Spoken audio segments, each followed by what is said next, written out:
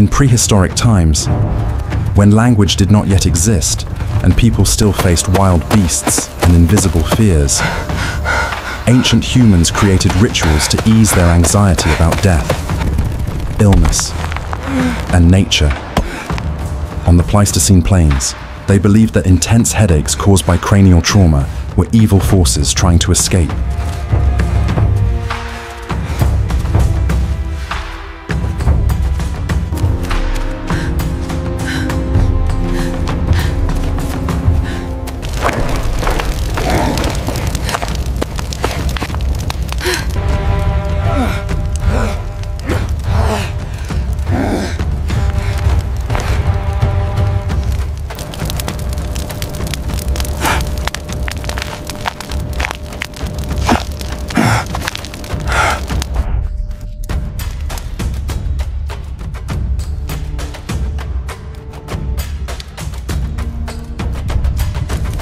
Thus, they performed the ritual of trepanation to open a pathway for the malicious spirit to leave. Despite its spiritual roots, removing a piece of skull sometimes genuinely reduced intracranial pressure and relieved pain. However, the risk of infection was extremely high. Thanks to sharp flint tools, strong constitutions, and antibacterial herbs, some individuals survived, revealing the thin line between superstition and early medicine.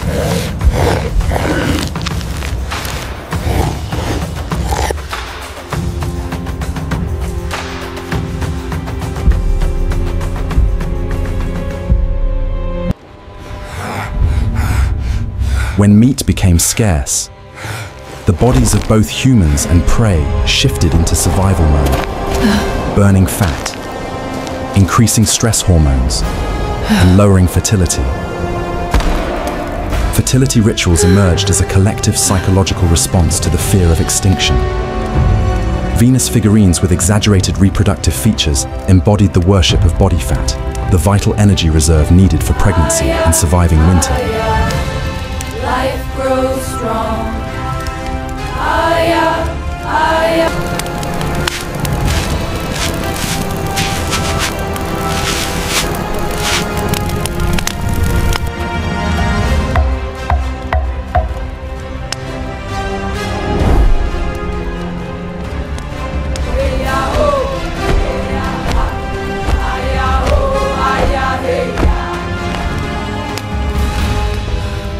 Red ochre smeared on the figurines symbolized blood and life, based on sympathetic magic, recreating abundance to influence reality and pray for plentiful food. Drums and repetitive dances helped people forget hunger, inducing euphoria and strengthening group cohesion, key elements for future hunts.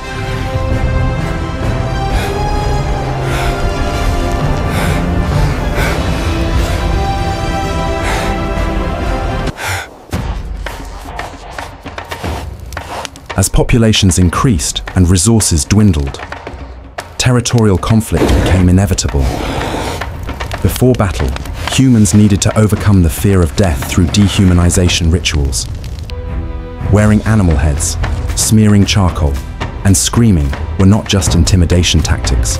They allowed individuals to shed their vulnerable selves, merge into an aggressive collective, and borrow symbolic strength from predators.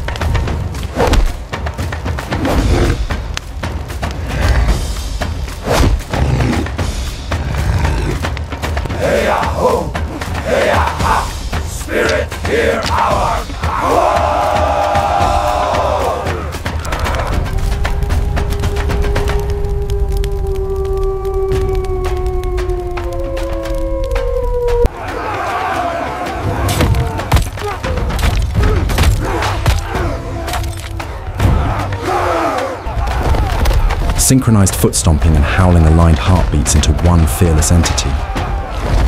Primitive warfare. There were no rules. Weapons were simply extensions of the arm, and the goal was to eliminate competitors. Taking of captives marked a cognitive shift. Outsiders were now seen as resources or sacrificial offerings, their lives as possessions.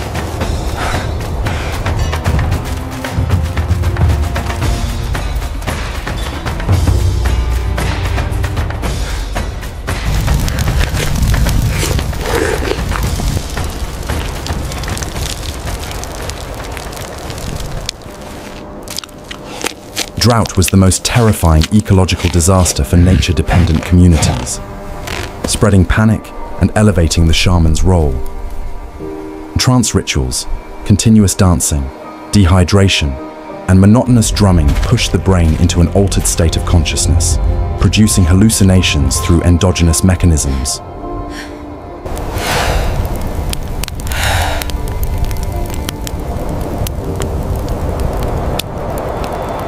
Rumpf, grachta, rumpf, grachta.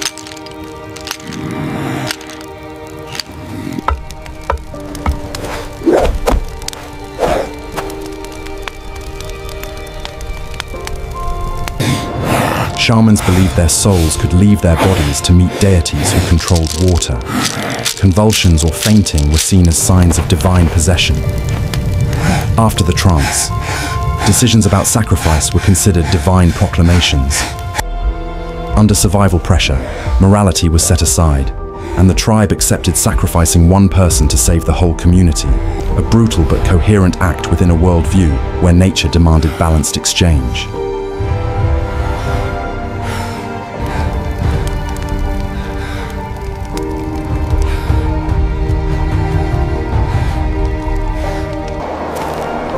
Peat bogs, ambiguous spaces between land and water, were seen as portals to the underworld. Their cold, anaerobic conditions preserved anything that fell in, giving an impression of immortality and convincing ancient people that sacrifices made there would send eternal messages to the gods.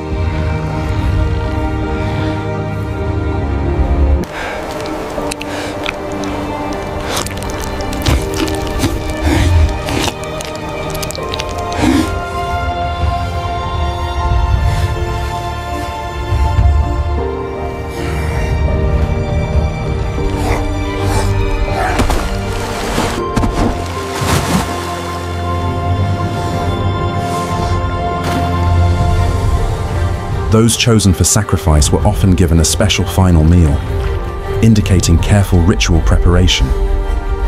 The method of strangling and then submerging the victim symbolized offering the breath of life to the earth.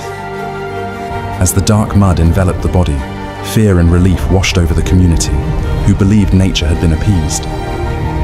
If rain followed, even by meteorological coincidence, the false causal belief reinforced the ritual, allowing it to persist for generations.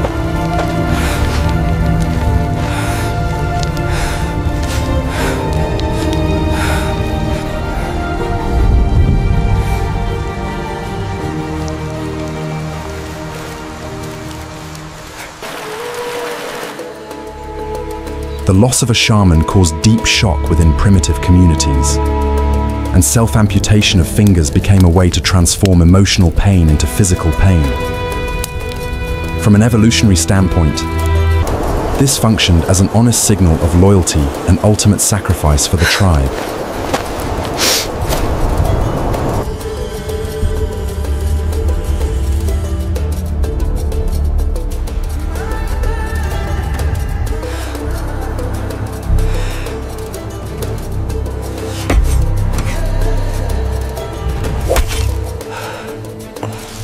The intense pain triggered natural analgesic responses, temporarily numbing emotions and helping participants transcend grief. At a communal level, missing fingers became markers of those who had endured personal loss, a symbol of experience and unity, inscribing collective memory onto the body itself.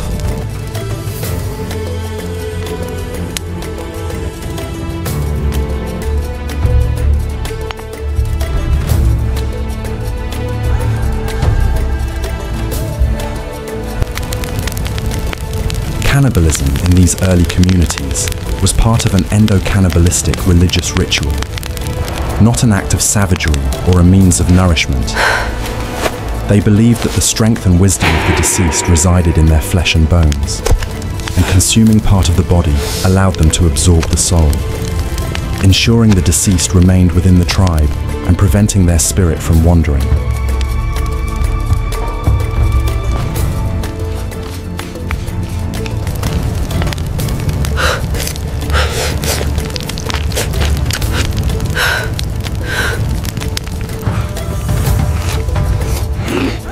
skull cup was considered the most sacred object.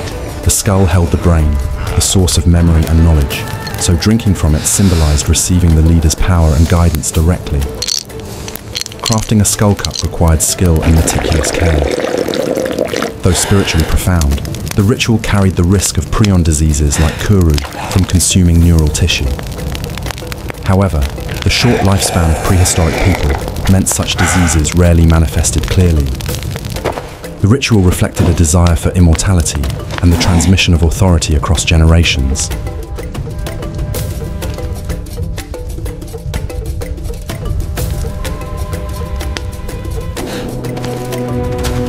As personal ownership emerged, prehistoric people believed objects long used by an individual absorbed their breath. Thus, funerary items were deliberately broken to kill them, releasing the spirit to accompany the deceased. Intact objects were thought to hold the soul back in the living world.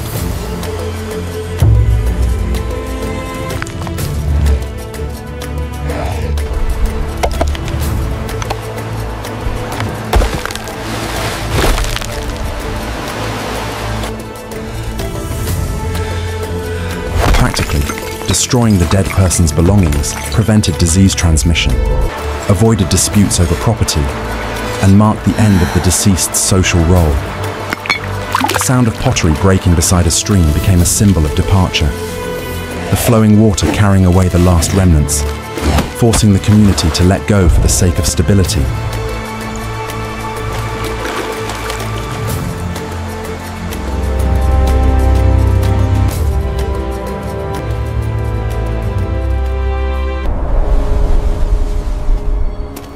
In prehistory, infant mortality was extremely high, but burial practices reflected a deep understanding of the life-death cycle. Bodies were placed in fetal position, embodying the belief that Mother Earth was a great womb. Burial was not an end, but a return, a waiting for rebirth. This posture also reduced labor when digging graves with primitive tools.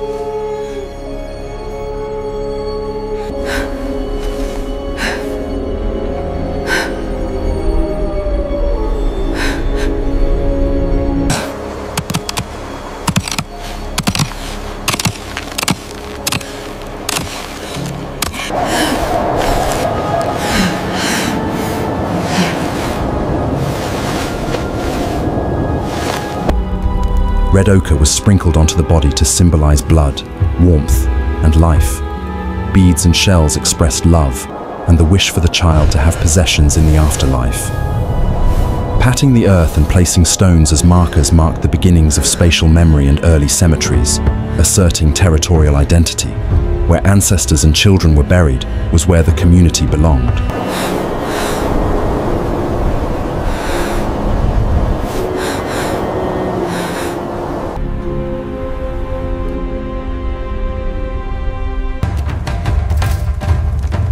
As humans transitioned from nomadic to semi-settled life, they sought deeper connection with their ancestors. Bones alone were insufficient, so they molded clay masks onto skulls to reconstruct facial features, the nose, cheeks, chin, and especially shell-inlaid eyes that reflected firelight, giving the impression that ancestors were watching their descendants.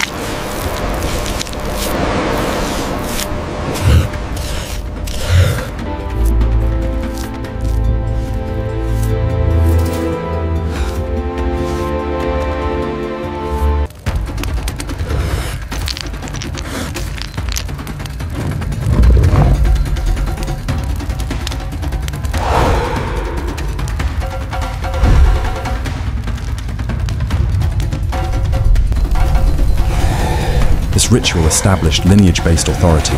Skulls were placed prominently as invisible guardians, reminding the community of laws and tradition.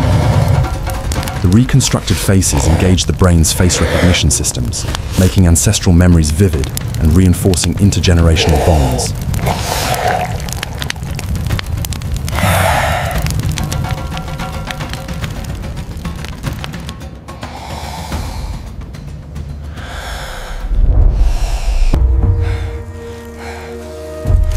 When a great hunter died, burying him was seen as imprisoning the soul.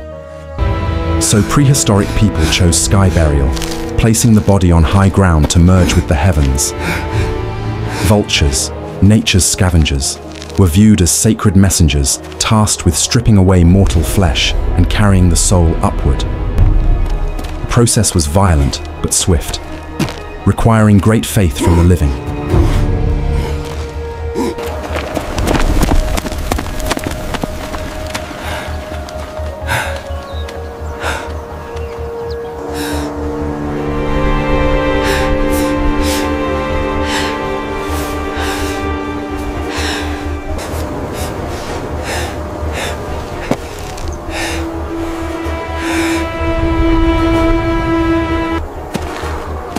The ritual reminded them that the body was only a temporary vessel borrowed from nature, to be returned, flesh feeding the birds, birds ascending to the sky, completing the cycle. The white bones left behind symbolized purity. The death of one person became a lesson for the next generation. Evolution lay not only in genes but also in the knowledge and survival spirit transmitted through such solemn rituals.